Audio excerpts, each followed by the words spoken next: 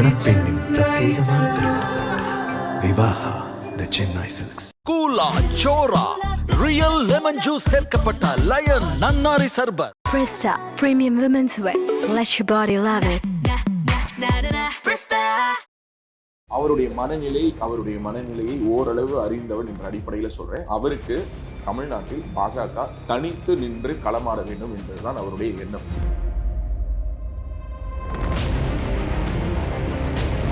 ஆறு கான்ஸ்டிடுவன்சிக்குங்கிறது வந்து ஒரு முன்னாள் மாநில தலைவருக்குங்கிறது வந்து அது சரி கிடையாது. இப்போ அதிமுக கூட்டணியோடு அவர் நிற்பாராங்கிறது எனக்கு சந்தேகம். அவர் வந்து ஏடிஎம்கே கூட்டணியோட கண்டெஸ்ட் பண்ண விரும்ப மாட்டார் பர்சனலி.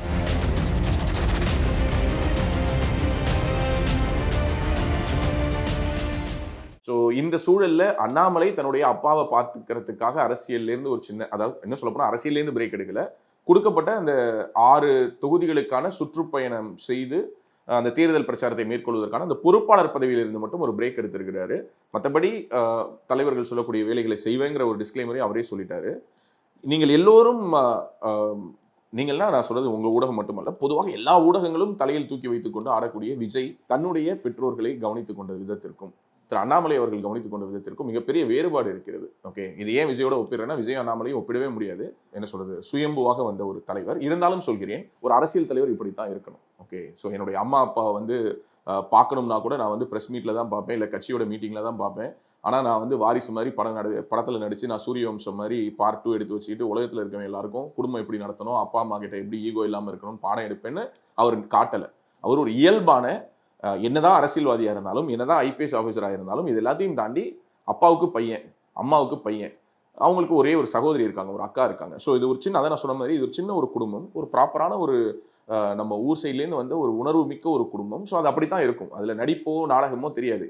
எங்கள் அப்பா வந்து ஹாஸ்பிட்டலில் இருக்காங்க, ஆனால் நான் வந்து தேர்தல் பிரச்சாரத்துக்கு வரேன் அப்படின்னு சொல்லி அவர் தன்னை நிரூபிக்க வேண்டிய இடத்தில் இல்லை. But at the same time இதில் வரக்கூடிய ஒப்பீடுகளையும் நான் பார்க்குறேன். அண்ணாமலை இப்படி செஞ்சிருக்கலாமே, அப்படி செஞ்சிருக்கலாமே, அவங்களுடைய நோக்கம் நல்ல நோக்கமாக இருந்தாலும் கூட நான் அதில் ஒரு விஷயத்தையும் சொல்லணும்னு நினைக்கிறேன். அவர் மனசில் தோன்றது தான் எப்போதும் பண்ணியிருக்காரு. இப்போ அவருடைய மனசில் தோன்றதான் அவர் பண்ணியிருக்கிறாரு. மிக தெளிவான ஒரு முடிவு எடுத்திருக்கிறாரு. தமிழ்நாட்டில் இருக்கக்கூடிய அவருடைய ஆதரவாளர்கள், அவருடைய நலம் விரும்பிகள் இதை ரசிக்கிறார்கள். ஒரு தலைவர், ஒரு அரசியல் தலைவர் உண்மையாக பாசாங்கு இல்லாமல் என்னுடைய அப்பா உடம்பு சரியில்லை, நான் கூட இருந்து பார்த்துக்கணுங்கிறாரு. இதை விட்டு அடுத்த தேர்தல் வரும்.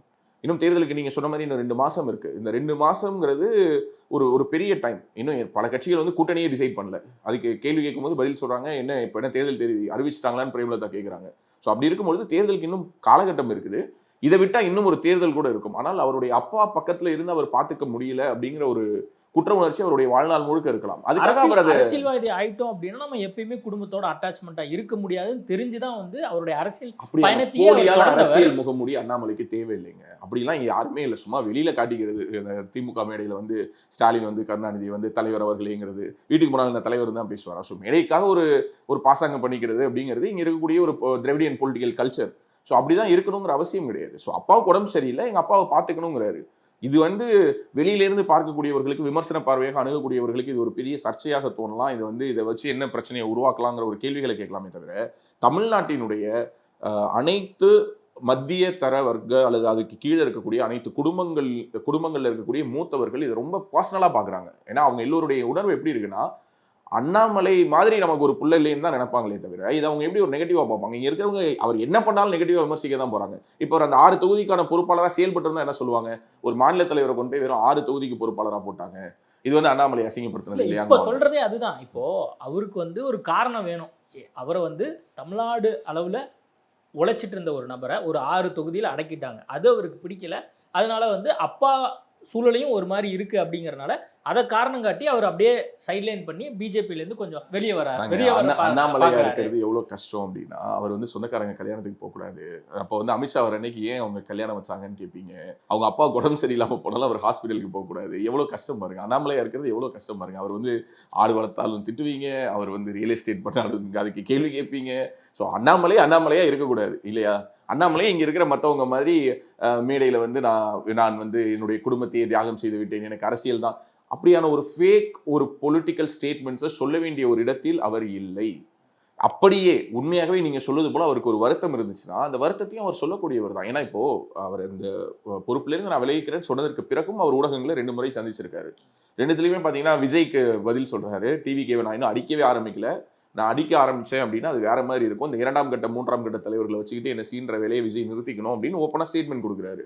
ஸோ அப்போ டிவிகேவை இனிமே தான் அடிக்க போறேங்கிற ஒரு ஸ்டேட்மெண்ட் அதுக்குள்ளார இருக்கு. விஜய் பத்தி நம்ம பேசுவோம். நம்ம அண்ணாமலை சப்ஜெக்டை வந்து இப்போ எல்லாரும் இதை கவனிச்சுட்டு இருக்காங்க அப்படிங்கிற அடிப்படையில் இன்னைக்கு விவாத மேடைகள் கூட அதை பத்தி தான் வருது. ஒவ்வொரு ஜேர்னலிஸ்டும் இதை பத்தி தான் பேசுறாங்க. தொடர்ந்து தமிழ்நாட்டில் நீங்க யூடியூப் எடுத்து பார்த்தீங்கன்னா இதை பத்தியான அவருடைய மனநிலையை ஓரளவு அறிந்தவன் என்ற அடிப்படையில் சொல்றேன். அவருக்கு தமிழ்நாட்டில் பாஜக தனித்து நின்று களமாட வேண்டும் என்பதுதான் அவருடைய எண்ணம். அது அவர் இன்னைக்கு நேற்று சொல்ல டே 1லேருந்து சொல்றாரு. திமுகவும் இல்லாம அதிமுகவும் இல்லாம பாஜகவை வளர்த்தா மட்டும்தான் பாஜகவுக்கு ஒரு தனித்துவம் வருங்கிறது அவர் சொன்னதுனாலதான் 2024 இந்த கூட்டணியை உடைஞ்சிச்சு. அவர் தனிப்பட்ட முறையில் அவருடைய தலைமையில், அதாவது பாஜக தலைமையில் ஒரு கூட்டணியை அமைச்சாரு. இன்னைக்கு என்டிஏல இருக்கக்கூடிய மேஜர் அலையன்ஸ் பார்ட்னர்ஸ் எல்லோருமே அன்னைக்கு பிஜேபி தலைமையில் இருந்தவங்க தான். அதிமுக தலைமையில் இருந்தவங்க யாரு? அதிமுக தலைமையில் இருந்தது தேமுதிகவும் எஸ்டிபிஐயும் மட்டும்தான். ஸோ மீதம் இருக்கக்கூடிய அத்தனை பார்ட்னர்ஸும் இன்னைக்கு இங்கே இருக்காங்க. அதிமுக தலைமையில் இருந்த எஸ்டிபிஐ இன்னைக்கு இங்கே இல்லை, தேமுதிக இன்னும் உள்ளார வரல. ஸோ அப்போ it's not about ADMK. ADMK வந்து அவங்க கூட இருந்த அலையன்ஸ் பார்ட்னர்ஸை இன்னமும் உள்ளுக்குள்ளார கொண்டுட்டு வரல. பட் என்டிஏ உடன் இருந்தவர்கள் என்டிஏ உடன் தான் இருக்கிறார்கள். இன்னும் ஒரு சிலர் வர வேண்டியது இருக்காங்க, அவங்களையும் அடுத்தடுத்த நாட்களுக்குள்ளார கொண்டுட்டு வர போறாங்க. ஸோ அப்போ அண்ணாமலையினுடைய நோக்கம் அதுதாங்கிறது எல்லோருக்கும் தெரியும். ஈவன் அவரு அது இன்னைக்கு வரைக்குமே அவர் சொல்றாரு, இதுக்கு முன்னாடி என்ன நிலைப்பாடோ அதே நிலைப்பாடு தான் நான் இன்னமும் இருக்கேன் அப்படிங்கறத அவர் சொல்றாரு. மோடினாலதான் நான் அரசியலுக்கே வந்தேன். அது தாண்டி இன்னொரு வார்த்தையும் சொல்றாரு, அமித்ஷாவுக்காக நான் சில விஷயங்களை பேசாம இருக்கேன்னு சொன்னாரு. அதற்கு பிறகு எப்படி ஒரு கட்சியினுடைய ஒரு தொண்டனாக எப்படி செயல்படணுங்கிறதுக்கான ஒரு உதாரணத்தை அவர் மதுராந்தகத்திலேயே முடிச்சிட்டாரு. மதுராந்தகத்துல கரெக்டா எடப்பாடி பழனிசாமி அவர்கள் மேடைக்கு வரும்பொழுது அண்ணாமலை தான் பேசிட்டு இருந்தாரு.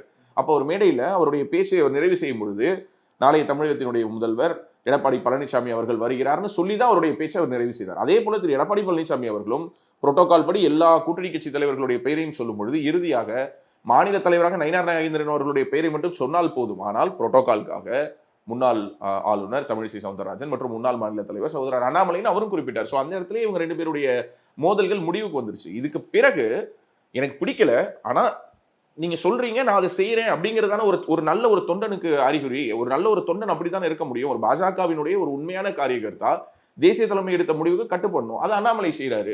ஒரு உண்மையான ஒரு பையன் தன்னுடைய அப்பாவுக்கு சேவை செய்வதை முதன்மைப்படுத்தணும், அதையும் அண்ணாமலை செய்யறாரு. ஸோ கட்சிக்கும் உண்மையா இருக்காரு, குடும்பத்துக்கும் உண்மையா இருக்காரு. இதை தாண்டி அவர் என்ன பண்ண முடியும்? ஒவ்வொரு தடவையும் ஊடகங்களுக்கு அண்ணாமலை நெஞ்ச பொழந்து காட்டணுமா நான் நேர்மையா தான் இருக்கேன்? அண்ணாமலைக்காக நான் இப்ப கட்சியில வந்தேங்க. இப்ப அண்ணாமலையே ஒன்றும் இல்லைங்க. இப்ப நான் என்னங்க பண்ணணும்? பாஜக நான் உழைக்க தயார் இல்லைங்க. அண்ணாமலைக்கு நீங்க பதவி கொடுங்க, இல்லைன்னு நான் தேர்தலுக்கு அப்புறம் நான் கட்சியை விட்டே விலகிருங்க, நான் விஜய் கட்சிக்கு போயிடுறேங்க அப்படிங்கிற மனநிலைக்கு எல்லாரும் வந்துட்டாங்கல்ல. நீங்க இவ்வளவு கேட்கறதுனால நான் ஒரு பர்சனலா சொல்றேன். நான் அவரை சமீபத்தில் சந்திச்சு இதே வருத்தத்தை நான் பதிவு பண்ணேன். ஆனா எனக்கு இது ஒரு மாதிரி இருக்கு, உங்களாலதான் நாங்கெல்லாம் இந்த இடத்தை நோக்கி நகர்ந்து வந்தோம். ஸோ நீங்க சொல்ற மாதிரி இதே வார்த்தைகளை நான் அவர்கிட்ட பயன்படுத்துறேன். அப்போ அவர் அழகான ஒரு வார்த்தை பயன்படுத்துறேன். என்ன, இந்த சிச்சுவேஷன் ஒரு டைசி சிச்சுவேஷனா இருக்கு, பொறுமையா இருங்க, அவசரமே படாதீங்க, அமைதியாக சில நேரங்களில் சில காலகட்டத்தை நாம் கடக்க வேண்டும். இப்போ கடல்ல ஒரு கப்பலை செலுத்தும் பொழுது அந்த கப்பலை இயக்கிக்கிட்டே இருக்க மாட்டாங்க. ஒரு கட்டத்துக்கு மேல கப்பலை இயக்கிறதை நிறுத்திட்டாங்கன்னா காற்றடிக்கக்கூடிய திசையில பாய்மரப்படையோட அந்த மூமெண்ட்டை நம்மளால மாற்றி கொஞ்சம் நேரம் காத்துலேயே அந்த கப்பல் பயணிக்கும். ஸோ அந்த மாதிரி ஒரு பயணப்படுவதற்கான ஒரு காலகட்டத்தில் இப்போ நம்ம ஸ்லோ டவுன் பண்ண வேண்டிய ஒரு இடத்துல இருக்கோம். இப்போ நான் ஸ்லோ டவுன் பண்ணுறதுக்கு பின்னாடி பல காரணங்கள் இருக்கு, தவறு கிடையாது. நமக்கான காலம் வரும், பொறுமையா இருங்க அப்படிங்கிறத அவர் எனக்கு சொன்னது. நான் ஓப்பனா சொல்றேன், இதான் அவர் எனக்கு சொன்னாரு. அண்ணாமலை போன்ற ஒரு புத்தி கூர்மை உள்ள நபருக்கு இவங்க யாருமே, நான் சொல்றது அவங்க அக்கறையின் அடிப்படையிலே சொன்னாலும் கூட இவர்கள் யாரும் அரசியல் கற்றுத்தர வேண்டிய ஒரு இடத்தில் இல்லை. இவங்க எல்லோருமே எமோஷனலா ரியாக்ட் பண்றாங்க, தப்பு கிடையாது, தோணும். ஏன்னா ஒரு கிட்டத்தட்ட 1 வருஷம், இப்போ இந்த ஏப்ரல் வந்தால் 1 வருடம் ஆக போகுது அவர் மாநில தலைவர் பதவியிலிருந்து அவர் மாறி. ஸோ இந்த 1 வருடத்தில் அவருக்கு இந்த பதவி கொடுத்துருக்கலாம், அந்த பொறுப்பு கொடுத்துருக்கலாம், அது கொடுத்துருக்கலாம், இது கொடுத்துருக்கலாம். இவங்களுக்கு 1000 ஸ்பெகுலேஷன்ஸ், இவங்களுடைய விருப்பு வெறுப்புகள் எல்லாத்தையும் சொல்லலாம். ஆனால் இது அனைத்தையும் தாண்டிய மிகப்பெரிய திட்டம் தேசிய தலைமைக்கு இருந்தால் அது நம்மளால கெஸ் பண்ணவே முடியாது. இப்போ நிதின் நபீனை போட்டாங்க, சிவராஜ் சிங் சௌகானை விட நிதின் நபீன் எந்த வகையில் சிறந்தவர் அப்படின்னு சொல்லி விவாதம் பண்ணால் விவாதம் பண்ணிக்கிட்டே தான் இருக்கலாம். ஹெச் ராஜாவை விட நிதின் நபீன் சிறந்தவரா விவாதம் பண்ணலாம். ஸோ அப்படிலாம் நம்ம விவாதம் பண்ணல. அடுத்த செகண்டு நம்மளோட பெர்ஸ்பெக்டிவ் எப்படி மாறினுச்சு?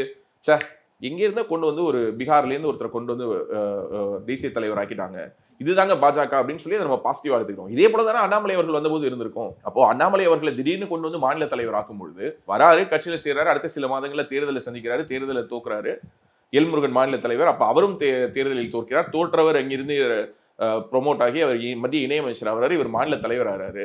அப்போ மற்றவர்கள் எல்லோருக்கும் என்ன தோணி இருக்கும்? என்னடா இது, நம்மளாம் இவ்வளவு நாள் உழைச்சோம், எதுக்குடா பிஜேபியில ஒன்று வந்து அண்ணாமலையை போட்டாங்க அப்படின்னு சொல்லி அண்ணாமலை என்ற ஒரு நபரை மாநில தலைவராக நியமித்து விட்டார்கள். நாங்கள் இந்த கட்சிக்காக 30 வருடம் உழைத்திருக்கிறோம், எங்களுடைய உழைப்பை பாஜக சிறுமைப்படுத்தி விட்டது, அதனால் நாங்கள் கட்சியிலிருந்து விலகிறோம்னு யாராவது ஒருத்தங்க சொல்லி நீங்க கேள்விப்பட்டிருக்கீங்க? அவங்க இல்ல, ஏன்னா அதான் பாஜகன்னு சொல்ல வரேன். பாஜகவினுடைய இதுவே அதாங்க. ஏன்னா மோடி வந்து பேசுறாருங்க, பாரத பிரதமர் வந்து பேசுறாரு, இந்த நாட்டுக்கு வேணா நான் பாஸா இருக்கலாம், ஆனா இந்த கட்சிக்கு பாஸ் நீங்க தான், சோ நீங்க சொல்றதா நான் கேட்பேன், நீங்க ஆணையிடுங்கள், நான் செய்து முடிக்கிறேன்னு மோடி பேசுறாரு. இது வேற எந்த கட்சியில சாத்தியம்? சோ அண்ணாமலைக்கு அங்கீகாரங்கள் கொடுக்கப்பட்ட பொழுது இங்க இருக்கக்கூடிய சீனியர்ஸ் அமைதியா தானே இருந்தாங்க. அப்ப இங்க இருக்கக்கூடிய சீனியர்ஸ் யாரும் வந்து புரட்சி வெடிக்கட்டும்ங்கிற மாதிரி பண்ணல. இல்ல, பேக்ரவுண்ட்ல கூட குறைச்சு பேசியிருப்பாங்க, அவருக்கு எதிராக சதி வேலைகள் செய்திருப்பாங்க, இதெல்லாம் எல்லா கட்சியிலயும் இருக்கும். ஒரு குடும்பத்துக்குள்ளாரே இருக்கு, ஒரு தாய் வயிற்று பிள்ளைகளா பிறந்தவங்களுக்குள்ளாரே இருக்கு. அப்போ ஒரு அரசியல் கட்சிக்குள்ளார இதெல்லாம் இருக்கும். இதெல்லாம் தெரிஞ்சுதான் அவர் அரசியலுக்கு வந்தார். அப்போ இது வேறொரு காலகட்டம். இப்போ அண்ணாமலையினுடைய ரோல் வேற ஒன்று என்று கட்சி நினைக்குது. ஸோ அதை அண்ணாமலை புரிஞ்சுக்கிறாரு. கூட இருக்கிறவங்களுக்கு புரிஞ்சுக்கிறதுல என்ன சங்கடம்? தன்னுடைய தன்மானத்திற்கு, தன்னுடைய சுயமரியாதைக்கு ஒரு சின்ன உரசல் வந்தாலும் அவர் அந்த இடத்துல இருக்க மாட்டார். நான் அவரோட பழையதை வச்சு சொல்றேன். 200% அதில் அவருக்கு பல ஆயிரம் கோடி லாபம் இருக்குனாலும் அதை தூக்கி போட்டு வரக்கூடிய ஒரு மனுஷன். அப்படிப்பட்டவர் கட்சியில யாராவது ஒருத்தர் அவர் மரியாதை குறைவா நடத்தினாலோ, அது தேசிய தலைமையாகவே இருந்தாலும் அடுத்த செகண்ட் தூக்கி போட்டு போறதுக்கு அவர் தயங்க மாட்டார். அப்போ இவர்களிடம் சொல்லாத அல்லது இங்க இருக்கக்கூடிய பொதுவெளியில் பேசக்கூடிய அவருடைய ஆதரவாளர்கள், நல்லெண்ணம் கொண்டவர்களுக்கு தெரியாத, அண்ணாமலைக்கு மட்டுமே தெரிந்த அல்லது அண்ணாமலை மட்டுமே மனதில் போட்டு வைத்திருக்கக்கூடிய ஏதோ ஒரு கால்குலேஷன் இருக்கு. அதனால வெயிட் பண்ணுவோம். நாளைக்கு அவர் கட்சியை விட்டு வெளியில வந்து ஓப்பனா என்ன இந்த கட்சி வந்து ஹியூமிலேட் பண்ணிடுச்சு, என்ன அசிங்கப்படுத்திடுச்சு, என்ன அவமானப்படுத்திடுச்சு, என்ன சிறுமைப்படுத்திடுச்சுன்னு அவர் சொன்னாருன்னா அப்ப இவங்கெல்லாம் பேசுறதுக்கு வேலிடான ஒரு விஷயமா எடுத்து நம்ம டிஸ்கஸ் பண்ணலாம். அப்படி அவர் எங்குமே சொல்லவில்லை. ரொம்ப கம்ஃபர்டபுளா இருக்காரு. ஒவ்வொரு ஃபங்க்ஷன்லயும் முக்கியமான நிகழ்வுகள்ல மத்திய அமைச்சர்கள் வரும்போது அவர் நிற்கிறாரு, அமித்ஷா வரும்பொழுது இருக்கிறாரு, மோடி வரும்பொழுது இருக்கிறாரு. வேற என்ன வேணும்? அண்ணாமலையினுடைய முடிவு பார்த்துருப்பீங்க. அந்த தேர்தல் பொறுப்பாளராக இருந்து இல்லை எங்கள் தந்தைக்கு உடம்பு முடியலன்றதுனால நான் வெளியேறேன்னு சொல்கிறாரு. ஆனால் அதுக்கான ஒரு விமர்சனமும் வைக்கப்படுது. பதவி எதிர்பார்க்கிறாரு, இல்லை வேறு சில விஷயங்களுக்காக ஒரு விலகி இருக்கலாமோ அப்படின்னு ஒரு மூவ் இருக்குது. ரொம்ப பல அறியப்பட்ட தலைவர்கள் இருக்கிறாங்க பாஜகவில். அதுக்கு அண்ணாமலைக்குன்னு தனி ஒரு இடம் இருக்குது. இந்த முடிவை எடுப்பதற்கான காரணம் வேற என்னவா இருக்கலாம்? தந்தைக்கு உடம்பு சரியில்லைங்கிறது நியாயமான காரணம், அது உண்மையும் கூட. நான் கேட்ட வகையில் அது உண்மை. உங்கள் அப்பா உடம்பு சரியில்லை, ஹாஸ்பிட்டலில் அட்மிட் பண்ணியிருக்கிறாங்க, கூட இருந்து பார்த்துக்க வேண்டிய கட்டாயத்தில் ஃபேமிலி இருக்காங்க. தட் ஹேவிங் செட் தட் அதில் எந்த மாற்று கருத்தும் கிடையாது. பட் அண்ணாமலை அவர்கள் அவருடைய ப்ரைமரி அப்ஜெக்ஷன் வந்து ஒரு தொகுதிக்கு பொறுப்பாளராக என்னை நீங்கள் போடக்கூடாது. என்னை பொறுத்தவரையில் அது நியாயம். நீங்கள் காங்கிரஸில் ஒரு 4-5 முன்னாள் தலைவர்கள் இருக்காங்க. கேஎஸ் அழகிரியை கொண்டு போய் நீங்கள் வந்து கோயம்புத்தூரில் இருக்கக்கூடிய 6 சட்டமன்ற தொகுதி மட்டும் நீங்கள் பாருங்கள் அழகிரி சார் அப்படின்னா அழகிரி சார் ஒத்துப்பாரா? இல்லை தங்கபாலு சார் ஒத்துப்பாரா? கண்டிப்பாக மாட்டாங்க. சாரி, இவர் இல்லை, இவி.கே. இளங்கோவன் இல்லை, திருநாவுக்கரசர் ஒத்துப்பாரா? அப்போ அண்ணாமலைக்கு மட்டும் அது ஏன் ஒத்துக்கணும்னு நினைக்கிறீங்க? மாநில தலைவராக இருந்தவர். இன்னொன்று, மாநில தலைவராக மட்டும் இல்லாமல் மற்றவங்க என்ன வேணாலும் பேசட்டும், பாஜக தலைமையில் ஒரு கூட்டணி அமைச்சது வந்து அண்ணாமலை அவர்களுடைய தலைமை, பாஜக தலைமையில் மட்டும்தான். பாஜக மேக்சிமம் தமிழ்நாட்டில் சீட்ஸ் கண்டெஸ்ட் பண்ணது 2024 தான். அப்போது பாஜகவுக்குன்னு தனி 11% ஓட்டு வாங்கினது அவருடைய தலைமையில். ஸோ அப்போ அவருக்குன்னு ஒரு தனித்துவம் அந்த கட்சியில் இருக்குது. பிரதமர் மீட்டிங்லேயோ அமித்ஷா மீட்டிங்லேயோ எங்கே போனாலும் டெல்லியிலேருந்து வர்ற தலைவர்களுக்கு ஈக்குவலாக கரகோஷம் எழுப்பப்படுகிறது அண்ணாமலை அவர்களுக்கு மட்டும்தான். தொண்டர்கள் அவர் முகத்தை பார்த்தவொடனே உற்சாகமாகறாங்க. இதெல்லாம் கூட்டத்துக்கு போயிட்டு வந்ததுனால நான் யாரும் என்னை கிரிட்டிசைஸ் பண்ண முடியாது, நான் பார்த்துருக்குறேன், என்னோட கண்களால் நான் பார்க்குறேன். நயினா நாகேந்திரன் இன்ட்ரோ பண்ணும்போது கூட அந்த அளவுக்கு கரகோஷம் இருக்கிறது இல்லை. நிச்சயமாக இல்லை. அது கம்பேரிசனே இல்லை. வந்து அண்ணாமலை அவர்களை வந்து ஒரு 4 வருஷமாக நான் ட்ராக் பண்ணிகிட்டு இருக்கேன். ஏன்னா எங்களது கர்நாடகா பேஸ்ட் பத்திரிகை அப்படிங்கிறதுனால நாங்கள் அவரை ஸ்பெசிஃபிக்காக ட்ராக் பண்ணுவோம். அவருடைய எண் மக்கள் யாத்திரை எல்லாமே நான் போய் ட்ராக் பண்ணியிருக்கேன். அங்கே மக்கள்கிட்ட அவருக்கு என்ன வரவேற்பு இருக்கிறது, என்ன மரியாதை இருக்கிறது எல்லாமே தெரியும். எல்லா பொதுக்கூட்டங்கள்லையும் அவருக்கு வந்து அவ்வளோ பெரிய ஆதரவு கட்சியினரிடம் இருக்கிறது. அப்போது அவரை நீங்கள் ஸ்டேட் ஃபுல்லாக யூஸ் பண்ணணுமா, இல்லை 6 தொகுதியில் கொண்டு போய் அவரை வந்து சுருக்குவீங்களாங்கிறது தான் கேள்வி. அந்த கேள்விக்கு பதில் நீங்கள் கண்டுபிடிச்சிட்டாவே அவர் ஏன் ஒத்துக்கலைங்கிறது உங்களுக்கு தெரியும். பட் அப்போ அந்த கேள்விக்கு பதில் வந்து அவருக்கு தெரிஞ்சிருக்கு, அதனால தான் அவர் அந்த முடிவு எடுக்கிறாரு. ஆமாம், நீங்கள் அப்படி பண்ண முடியாதுல்ல. நீங்கள் வந்து 6 கான்ஸ்டுவன்சி, அதுவும் ஒவ்வொன்றும் ஒவ்வொரு திசையில் இருக்குது. சிங்காநல்லூர் எங்கே இருக்குது, பத்மநாபபுரம் எங்கே இருக்குது, விருகம்பாக்கம் எங்கே இருக்குது, மதுரை மேற்கு எங்கே இருக்குது, ஒரு ஜாகிரபிக்கலி ஒரு க்ளோஸ் கான்ஸ்டிடுவன்சியாவது கொடுத்துருக்கலாம். அப்போவும் அவர் ஒத்துக்கிட்டு இருந்திருக்க மாட்டார். பேசிக்கலாக அப்ஜெக்ஷன் என்னன்னா, என்ன 6 தொகுதிக்குள்ளே சுருக்க பார்க்குறீங்க. அன்றைக்கே அவரும் இன்ட்டு கொடுக்குறாருங்க, இந்த வேலையை பார்க்க முடியாது, ஆனால் நான் பிரச்சாரம் பண்ணுறேன். அப்போ நான் பிரச்சாரம் பண்ணணும், பாஜக கேண்டிடேட்ஸ்க்கு நான் போய் பிரச்சாரம் பண்ணணும். நான் போய் பிரச்சாரம் பண்ணால் அவங்களுக்கான வாய்ப்புகள் இருக்கிறது, இல்லை அவங்களும் விரும்புவாங்க. ஏன்னா பிரச்சாரம் பண்ணுறதுக்கு நான் தயார். ஆனால் இந்த ஒரு ஓவரால் கொடுத்தீங்கன்னா அவர் பண்ணுவார். 6 கான்ஸ்டிடுவன்சிக்குங்கிறது வந்து ஒரு முன்னாள் மாநில தலைவருக்குங்கிறது வந்து அது சரி கிடையாது. ஓகே, அவரு தேர்தலில் போட்டியிடுவதற்கான வாய்ப்பு இருக்கா? அது கட்சி தான் முடிவு பண்ணும். ஒரு சட்டமன்ற தேர்தலில் போட்டியிடுறதுக்கு தான் எனக்கு ஆசைன்னு சொல்லி ஏற்கனவே அது சொன்னது வந்து பாஜக தனித்து நிற்கணும் அப்படின்னு அவங்க பிளான் பண்ணிட்டு இருந்த டைம்ல. இப்போ அதிமுக கூட்டணியோட அவர் நிற்பாராங்கிறது எனக்கு சந்தேகம். பர்சனல் ஒப்பீனியனா, அவருடைய பர்சனல் ஒப்பீனியனா பல இடங்கள்ல திரு அண்ணாமலை அவர்கள் சொல்லிட்டு வந்தது வந்து அதிமுகவோட கூட்டணிக்கு போனாலே நான் தலைமை பொறுப்புல இருக்க மாட்டேன், அதனாலதான் அவர் விலக வேண்டிய கட்டாயமும் ஏற்பட்டது. வேற எந்த ரீசனும் கிடையாது. அப்படிப்பட்ட ஒரு கட்டாயம் இருக்கும் பொழுது அவர் வந்து ஏடிஎம்கே கூட்டணியோட கண்டெஸ்ட் பண்ண விரும்ப மாட்டார் பர்சனலி. பட் ஹைகமாண்ட் சொல்லிச்சுன்னா பிஜேபியில் யாராக இருந்தாலும் பண்ணி தான் ஆகும். பிஜேபியை பொறுத்த வரைக்கும் ஹைகமாண்ட் சொன்ன பிறகு நீங்கள் வேற எந்த ரீசனும் அங்கே எக்ஸ்கியூஸும் சொல்ல முடியாது. போட்டியிடுனா போட்டிட்டு தான் ஆகணும். காங்கிரஸ்ல நிச்சயமா காங்கிரஸ்ல பட் மக்களவை தேர்தலில் பாஜக கூட்டணி, பாஜக தலைமையிலான கூட்டணிங்கிறதுனால திரு அண்ணாமலை அவர்களே நான் நிற்கிறேன், நான் கோயம்புத்தூர்ல நிற்கிறேன்னு சொல்லிட்டு அவரே வாலண்டியராக கேட்டார். ஏன்னா அப்பதான் வந்து அந்த மொமெண்டம் கிடைக்கும், இல்லைன்னா மொமெண்டம் கிடைக்காது. இப்போ விஜய் நிற்பாரா நிற்க மாட்டாரான்னு இவங்க தேவையில்லாமல் ஒரு பிரச்சாரம் பண்ணுறாங்க. அவர் கண்டிப்பாக நிற்பார், அதில் எந்த நின்னாதான் தலைவர்கள் நிற்கணும்.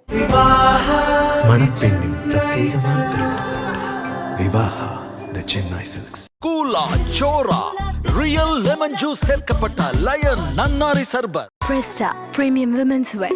Let your body love it. Presta